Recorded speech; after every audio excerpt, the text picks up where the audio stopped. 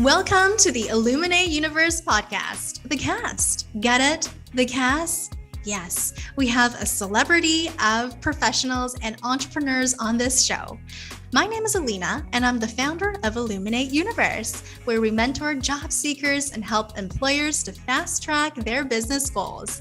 For this episode in particular, I have invited Christal Wang, who is a co-founder and CEO of Shimmer, a mental wellness group support platform that bridges science-backed methods like CBT and DBT with the power of peer support and accountability.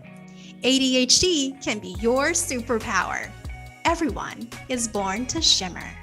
Shimmer is accepted into the YCombinator, one of the best and world-class startup accelerators.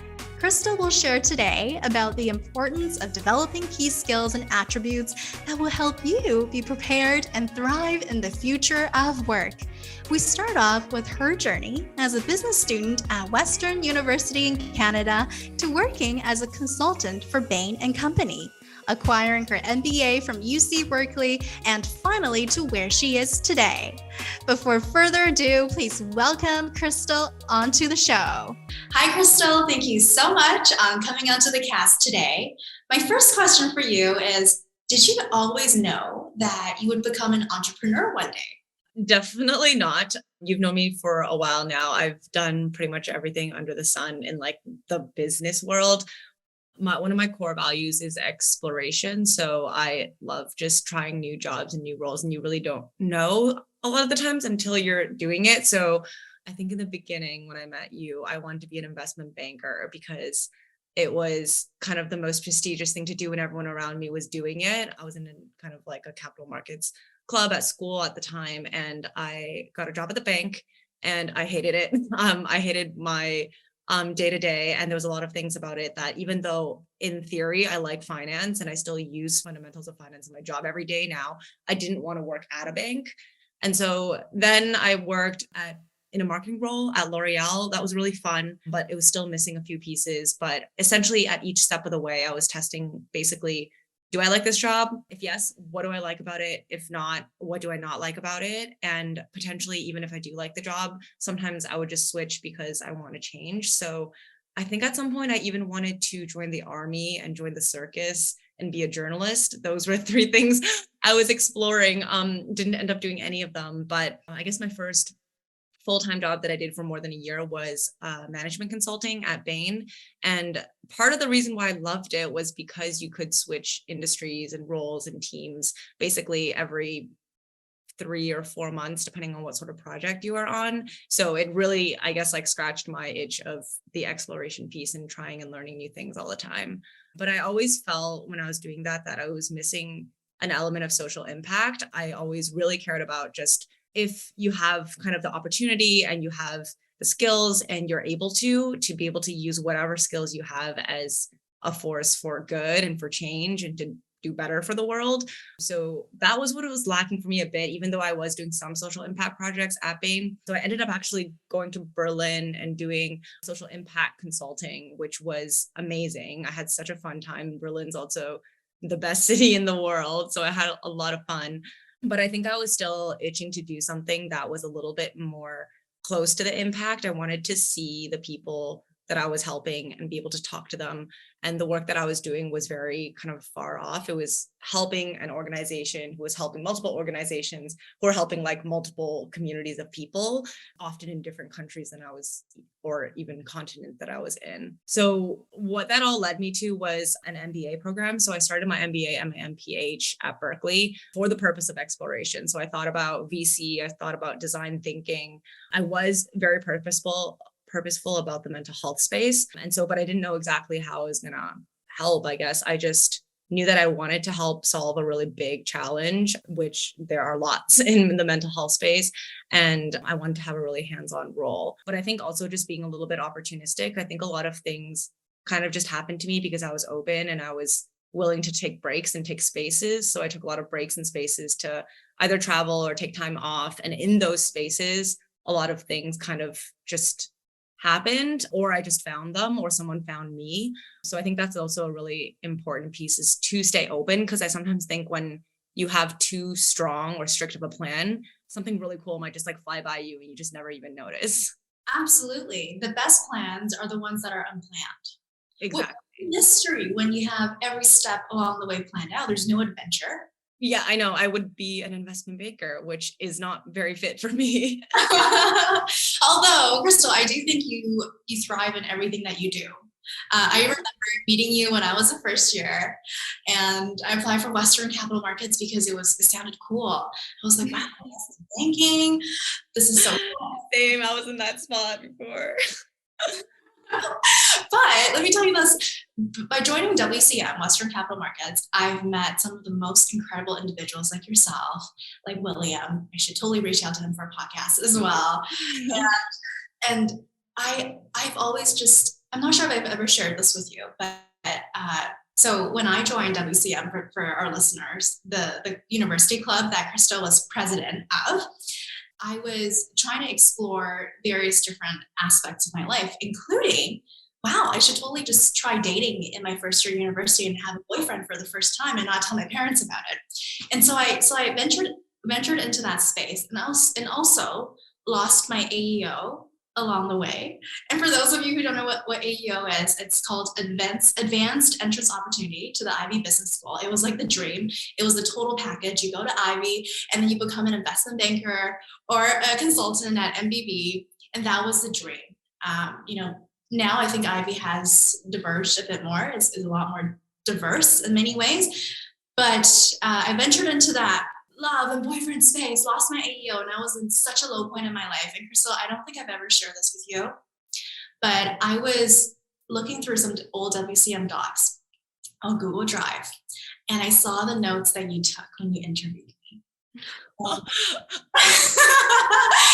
And I was in such a low point in my life, such a low point. I was like, I'm such a loser. I lost my AEO. My ex-boyfriend fell in love with my best friend. None of my friends stood on my side, feel totally betrayed and such a loser. And that one sentence you wrote on that Google Doc was so shimmering. It was the shimmer for me. And it said something like, the future president of WCM.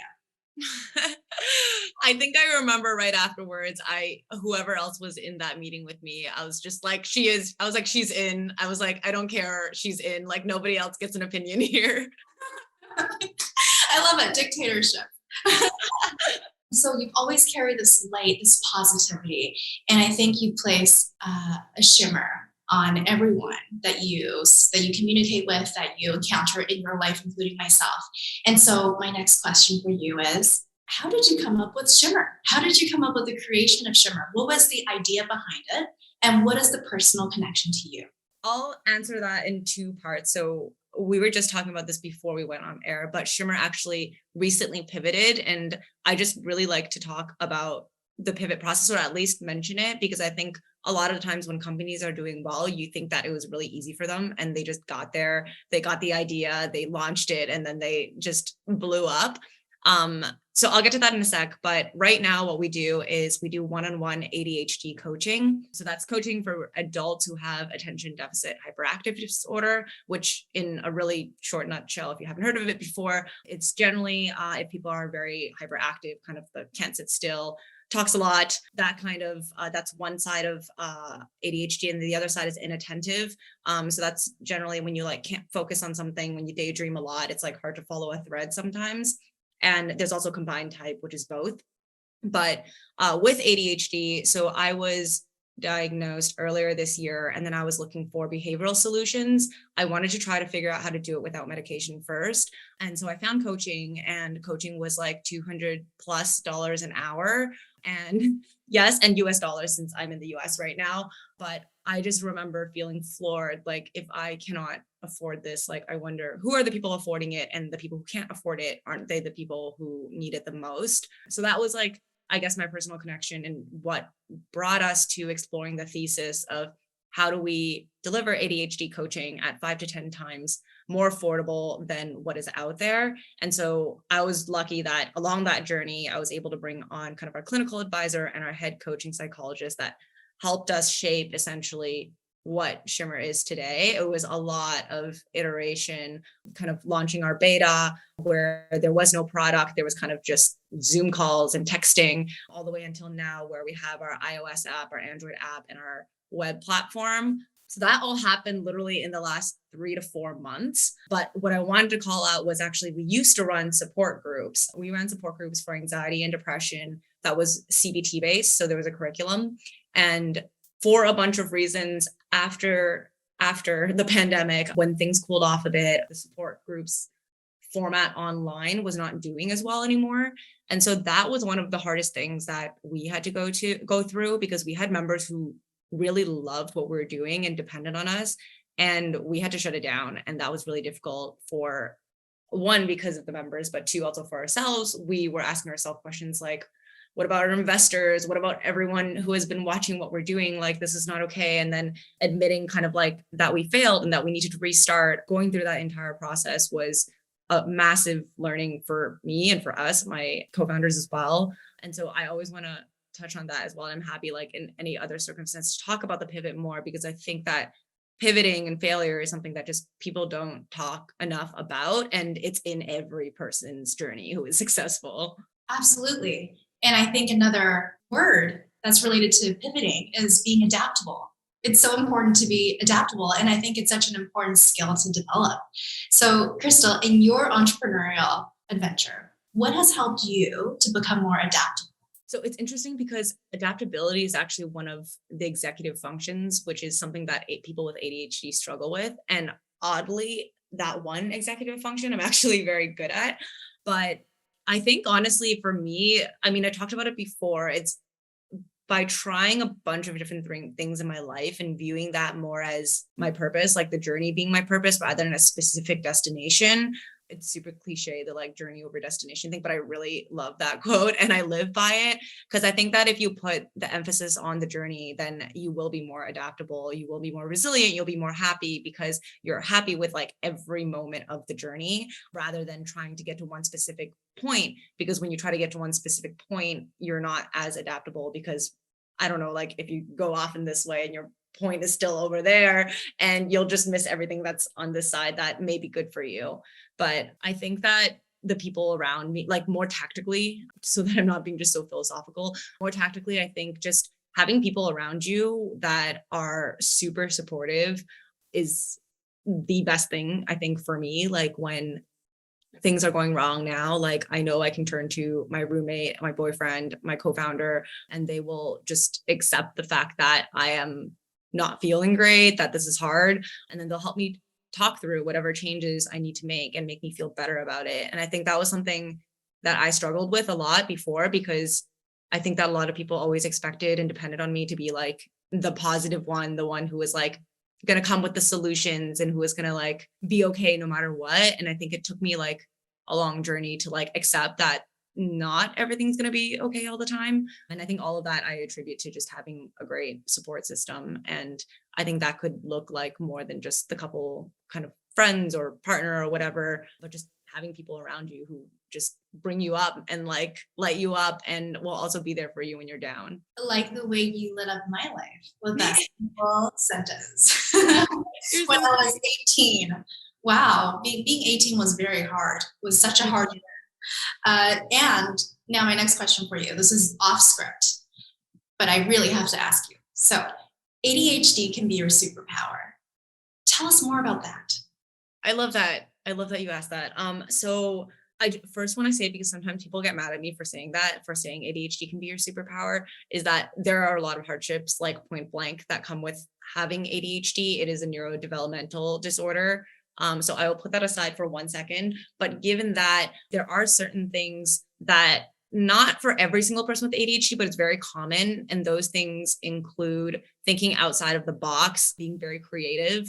And these are all things like, I have this analogy, it's like the front and the back of the hand. So when someone has something that's like a plus, they generally also have something that's a minus that's connected to that. And so it a side note, but it helps me when I'm mad at someone for something and I'm like, wait a second, but it's probably related to something that I love about them. And so if I can like look at that more holistically, it helps me calm myself down. But with ADHD, for example, we think outside of the box. We can always come up with solutions that other people don't come up with, but that also makes it hard for people with ADHD to like follow instructions, to like do their homework on time, to like do things that are inside the box. So that's one. Hyperfocus is also a major one. So with ADHD, the biggest thing is basically like you struggle to regulate your attention and your focus. And what that means is sometimes you can focus and zone in really hard, which can be a good thing. So you could get really stuck on one problem and just, it's like the whole world around you just disappears and you like warp into the problem and you're like one with the problem until you solve it. And then you come out and you're like a mad scientist and you've solved the problem, but you probably like suddenly realize, oh, I need to pee, like I need to drink water, like I need to eat. And so it can go a little bit too much sometimes, but hyperfocus is definitely a massive superpower. And the last one I'll mention, because I think is really cool, is people with ADHD often have a lot of empathy and will really be there for their friends, sometimes to an extent that it might be too much, where you'll like kind of feel other people's feelings, or you'll kind of internalize other people's feelings too much and then end up, I guess, like impacting your day. But there can be a lot of pluses there as well, because you know that someone with ADHD or your friend will like be there for you and stand up for you and be like super mad for you if you went through some sort of injustice. That's like a small one on top too. A lot of people with ADHD have a super strong sense of like injustice. So if people do something that's like bad to their friends even more so than yourself, but to your friends, like we're the first people to go like banging on the door and being like, well, what did you do? Like, I'm here to collect the debts. So those are some of the superpowers, but there are definitely a lot more as well. And I think that they're under talked about. So I'm really glad that you asked. Okay, well, first of all, I love your answers. And I also love this question. I'm so glad. Yes. Off script things are the best. Love it. You know, in the future, I think I'm just going to give away the script. Just give up on the script. Just do it naturally. These are the best kind of conversations, the organic ones. And Christal, I think one thing you mentioned, well, many of the things you mentioned are very insightful and amazing. Forgive me for my lack of vocabulary. You know what I'm trying to say. But one thing that really stood out to me is ADHD can absolutely be your superpower in so many ways. I've always thought that you're either the kind of focused individual or you're the kind of person that's all over the place and you're creative. But the way you described it almost seems like these superpowers are like colors in a palette, and you can pick and choose and activate your superpower when it comes to different circumstances. And that's amazing. Yeah, I actually forgot to mention, but so women, for example, are underdiagnosed because a lot of women have inattentive ADHD, which means that they're not bouncing off the walls as a kid. So their teachers won't notice it, and then therefore they won't get diagnosed. And the reason why their superpowers have also been kind of squashed over time is because they've been told that, oh, you're like not paying attention, you're daydreaming, why didn't you do your homework? And they've like internalized so many negative messages over their life that they develop kind of like, it's called masking. They start to not show their superpowers and they start to act more like what they think is normal to be able to help other people be better cope with them. And so that's a massive problem in the ADHD space. And so there's a lot of people who, in my opinion, have lots of superpowers that are just like waiting to be unleashed, but they've been told so long in their entire life to just like sit down and be still and like do this and do that, that they've kind of like for the time being like lost that fire. And that can, a lot of like, I guess other things can happen from that. So there can be kind of anxiety, depression, eating disorders, other sort of self-esteem issues that all come because they weren't diagnosed and that they thought that they were wrong. So that's something that's really kind of massive, especially for women, that we're trying to help with as well, because a lot of women don't get diagnosed until they're adults and they, I don't know, notice on Instagram or on TikTok, all these kind of relatable posts, and they start to ask these questions, they start to talk to their doctors, and then eventually they get their diagnosis. Or often it happens when their kid gets their diagnosis and then the doctor starts asking questions because it's super genetic. I think gender role plays such a huge role in all of this. And I love daydreaming. I think I spend most of the time daydreaming. In fact, I think it's a gift. It's a blessing because there's a quote. It goes like, show up like her before you become her. So if you don't daydream and think about yourself in that situation or who you're going to become, how are you going to become that person? So now, Christal, you've helped me to realize that I shouldn't feel that bad about me daydreaming. I think it's a skill. It definitely is a skill. It's like, I love dreaming. I love lucid dreaming as well. I feel like you can double. I used to say this all the time and it sounds a little bit wacky, but I feel like you can like double your life, if not more, because when you're dreaming, time also runs differently. You can run like a whole week in your dream just in one night. So you can effectively live like double the amount of time in your life, depending on how you view what life is, if you just dream more. So That's amazing. cool. That's cool. And I solve problems in my sleep. Do you do that as well? Yeah, I solve problems. This is very nerdy, but in university, I used to practice presentations in my dreams because then I could do it so many more times. And then I would go the next day and then I would just do the presentation. And I had like the script memorized already. That is wild. Oh my gosh. Okay. ADHD can be your superpower. It absolutely is your superpower. That's amazing. Well, thank you so much, Christal, for being on our show. And it's such a pleasure to have you here.